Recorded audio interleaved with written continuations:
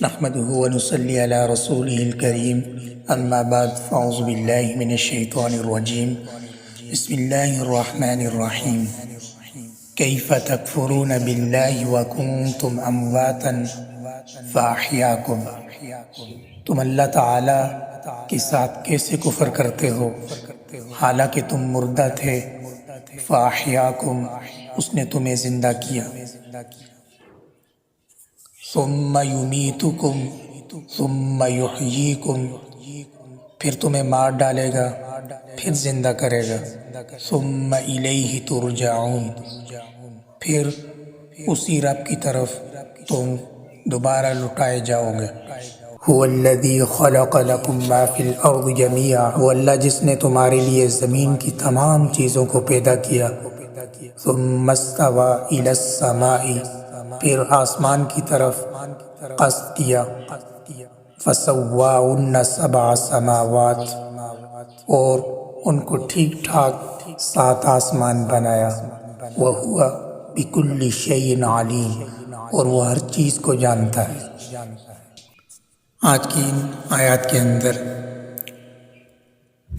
پہلے اس بات پر اظہار تعجب کیا جاتا ہے کہ اللہ تعالیٰ کے اتنے احسانات کے ہوتے ہوئے اس کی وحدانیت، خالقیت اور دیگر کمالات و صفات کا یہ ظالم منکرین کس طرح کفر و انکار کرتے ہیں، حالانکہ یہ انسان اپنی اصل حقیقت پر غور کرے تو معلوم ہوگا کہ یہ پہلے معدوم تھا، اس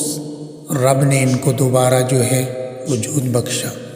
اور ان کو زندگی عطا کی۔ چنانچہ فرمایا تم نطفہ میں جان پڑنے سے پہلے محض بے جان تھے، سو تم کو جاندار کیا، پھر اللہ ہی تم کو موت دے گا پھر زندہ کرے گا، یعنی قیامت کے دن پھر اسی کے پاس لے جائے جاؤ گے، یعنی میدان قیامت سے حساب کتاب کے لیے اجلاس پر حاضر کیے جاؤ گے۔ اور وہ ذات پاک ایسی ہے جس نے پیدا کیا تمہارے فائدے کے لیے جو کچھ بھی زمین میں موجود ہے، سب کا سب، پھر توجہ فرمائی آسمان کی طرف، یعنی اس کی تکمیل و تخلیق کی طرف، سو درست کر کے بنا دیے ان کو 7 آسمان، اور وہ تو سب چیزوں کو جاننے والا ہے۔ دعا فرمائے حق تعالیٰ کا بے انتہا شکر و احسان ہے کہ جس نے ہم کو انسان بنا کر پیدا فرمایا